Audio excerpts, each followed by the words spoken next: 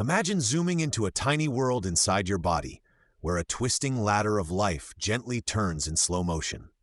This is DNA, the secret instruction book that tells your cells how to grow, work, and repair you every day. If you could unroll all the DNA from just one of your cells, it would stretch for meters, yet it's curled up neatly inside a tiny nucleus. Picture a springy ribbon, spiraling and folding without ever getting tangled. The double helix looks like a twisted ladder.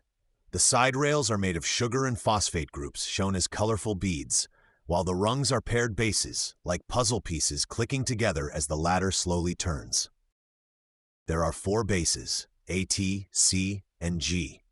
Instead of letters, imagine 4 bright shapes that always choose the same partners, dancing in pairs along the spiraling ladder, snapping into place with a soft, rhythmic motion. DNA copies itself with impressive precision.